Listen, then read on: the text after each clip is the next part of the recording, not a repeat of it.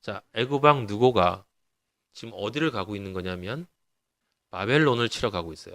근데 바벨론을 치러 가는데 느고가 뭐라고 그러냐면 하나님이 나에게 명령하셨다라고 얘기를 해요. 치러 가는 곳이 어디다? 바벨론이라는 게 중요한 거야. 바벨론. 그러면 계시록 그 19장 20장 그 뒤에 보면 뭐가 멸망해? 최후에 바벨론이 멸망해. 바벨론이 멸망해.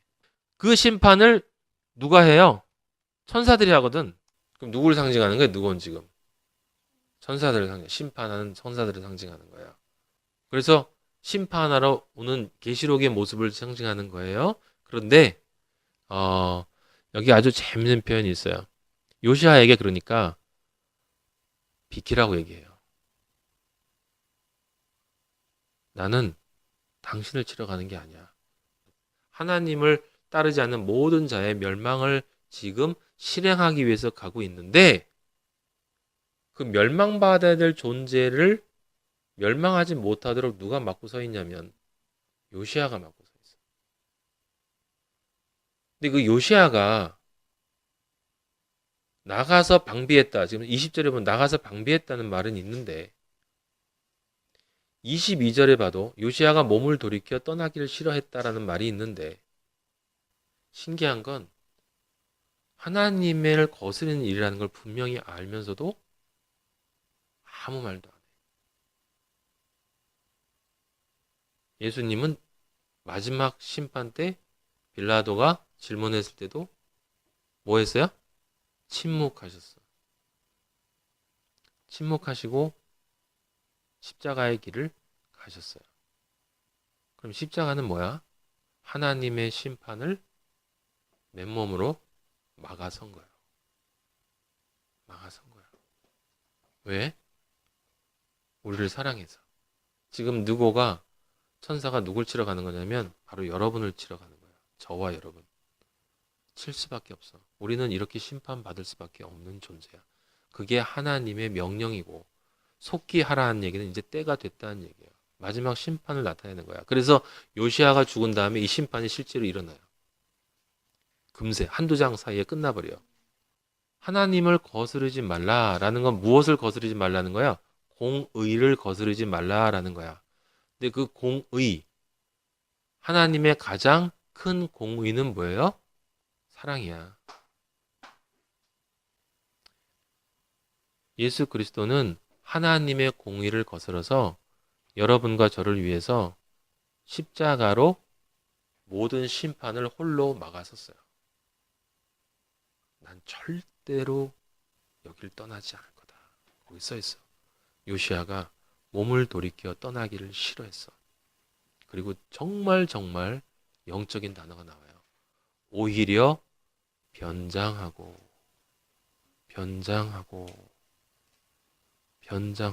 빌립보서 찾아보세요. 2장 5절.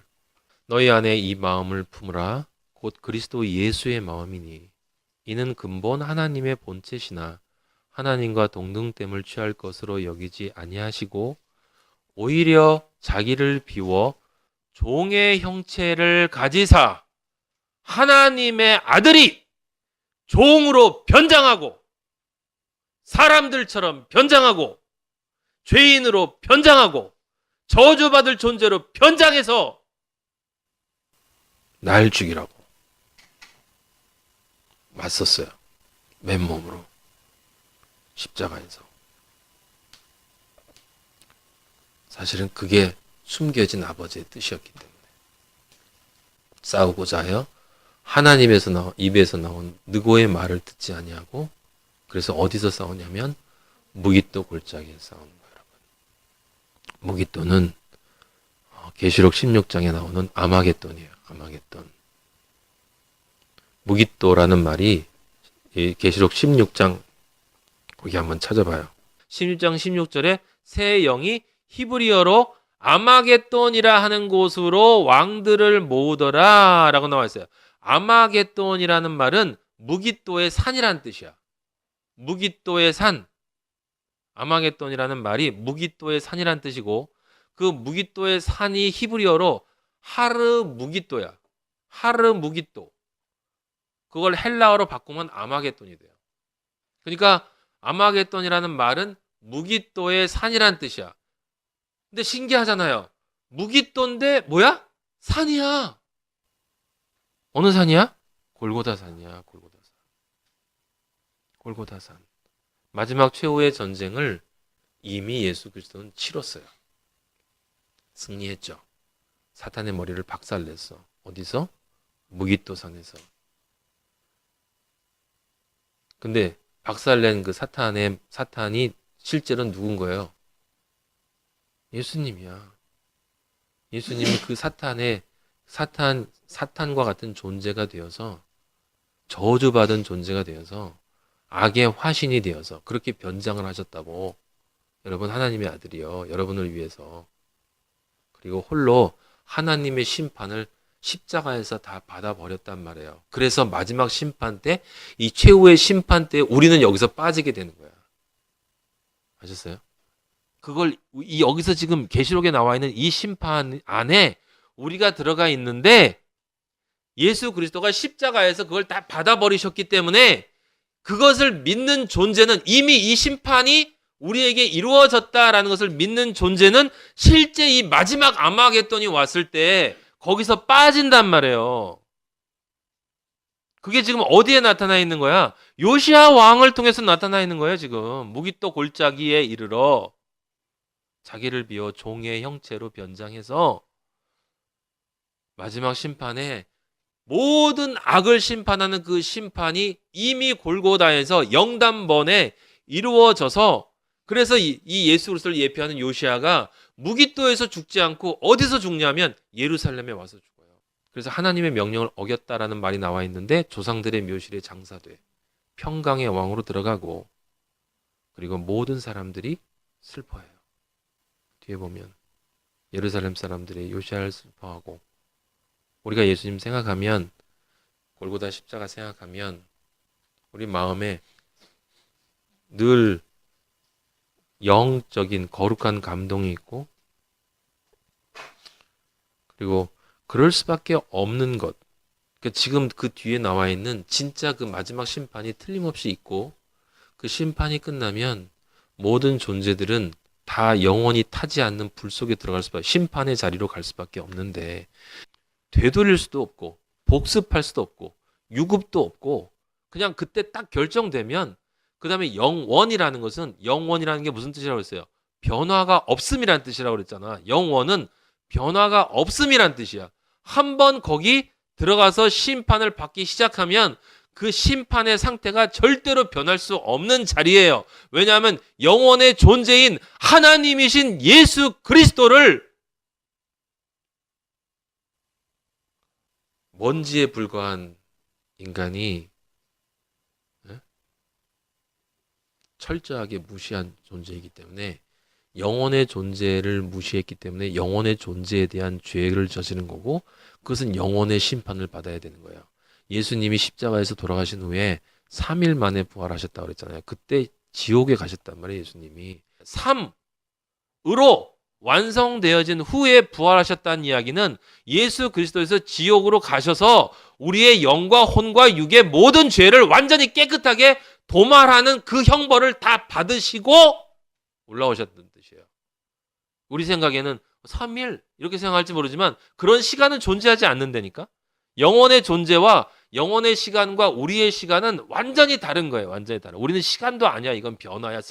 쓰레기들이 그냥 생겼다가 왔다 갔다 거기서 그냥 먹고 사는 문제, 즐기는 문제, 우리들이 맨날 걱정하는 그런 문제로 이렇게 저 구데기 새끼들이 모여가지고 그 저기 옛날 똥통 보면은 거기서 바글바글 거리는 것처럼 거기에 무슨 시간이 있고 무슨 생명이 있고 그 중에 한두 마리 구더기가 자신의 존재를 깨닫고 나를 내려다보고 있는 아버지의 존재를 깨닫고 나는 여기서 벗어나고 싶다고. 그 간절함과 울부짖음이 있는 존재만 실제로 거기서 사람이 되어서 올라올 수 있는 거예요. 사람이 되어서. 여러분한테 그 간절함이 있냔 말이에요. 진짜로 있냐고. 아버지는 우리를 사랑하시고 칭찬해 주신다고 그냥 지금 그게 그대로 쭉 간다라고 생각하면 오산이에요, 여러분. 싸움이 있어야 돼. 늘 나를 쳐서 복종시킴이 있어야 되고, 제발 겸손하세요. 십자가를 바라보라고요. 십자가를 바라보면 도대체 무슨 말을 할 수 있냐고. 지금 요시아 왕을 통해서 예수 그리스도가 우리 아버지, 우리 주님이 우리한테 다시 보여주시는 이걸 우리가 생각하면 우리가 그 앞에서 무슨 말을 할 수 있냐고요. 같이 밥 먹고 행복하게 결혼하고 밤새 재밌는 이야기하고 은혜로운 이야기하고. 여러분, 이 천국은 잠시 있는 거예요. 우리가 만나야 될 진짜 천국은 저 해골의 산에서 만나야 될 천국이야. 같이 있을 땐 당연히 천국이지만 여러분이 흩어져서 저 골고다라는 세상, 소돔과 고모라로 불리는 세상, 그 세상에서 내가 그리스도인으로 살아가기 위해서 몸부림치는 그 속에서 하나님으로부터만 받는 기쁨과 평강과 안식을 여러분이 경험해야 되는 거예요. 그래서 그것이 여러분 안 되기 때문에 몸부림치잖아요. 근데 아버지는 그 해결책을 이미 얼마 전부터 우리에게 정확하게 설명해 주셨잖아요. 네가 나와 단둘이 있을 때 평강과 안식을 느끼지 못하는 이유는 너의 모든 신앙 상태를 네 마음으로 판단하기 때문이다.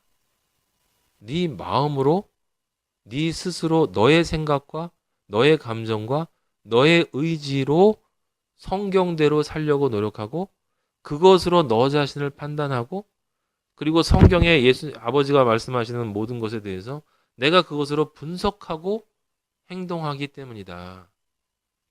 아들아, 제발 그러지 말고 너의 마음은 아무것도 아니야. 네 마음의 의지에서 네가 그리스도인인가 아닌가를 판단하지 마. 네 마음은 사탄이 침입하는 통로야.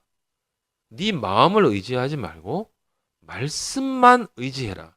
그렇게 쓰여 있으니까 그냥 그렇게 하고 그렇게 쓰여 있으니까 그렇게 믿고 그렇게 믿으려면 반드시 행동이 따라야 되는 거야. 그럼 말씀만 믿고 그냥 그대로 따라 행하면 나머지는 내가 모든 것을 책임져 주겠다. 여러분 사람도 그냥 성격 자체가 별로 이렇게 복잡하지 않게 생각하는 사람은 마치 믿음이 있는 것처럼 행동할 수 있어요. 원래 성격이 섬세하고 복잡한 사람은 믿음이 없는 것처럼 보일 수도 있어. 아버지가 각자가 가진 성격에 의해서 움직이는 걸 믿음이 있다 없다로 판단하실 것 같아요?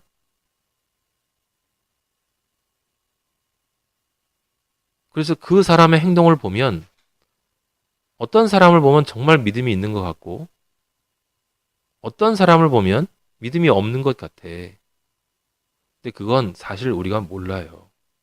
왜냐하면 그게 성격대로 한 건지 진짜 온전히 말씀에 의지하여서만 한 건지 그건 아버지만 아시기 때문이야.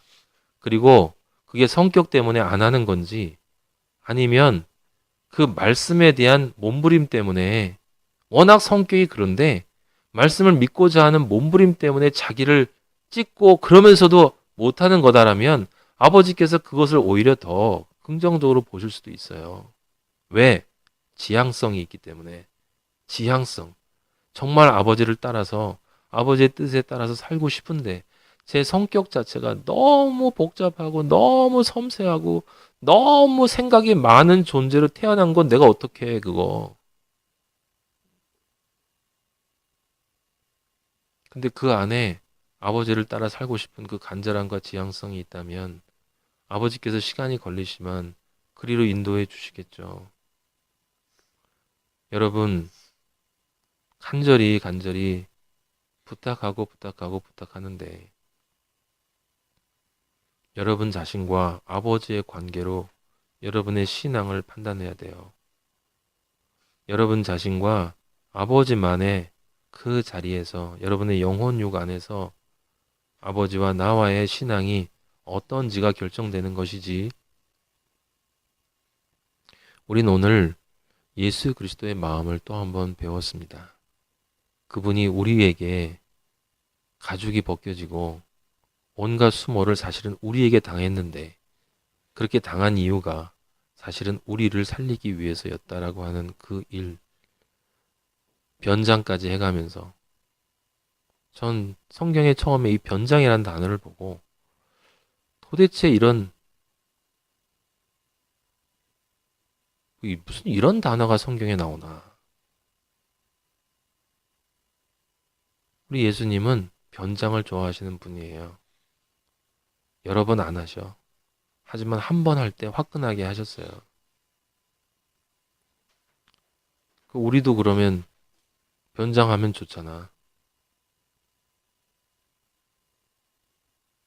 모든 것을 가진 자지만 가지지 못한 자처럼 나에게 신앙이 있어도 신앙 없는 사람을 위해서는 신앙 없는 사람이 되어주고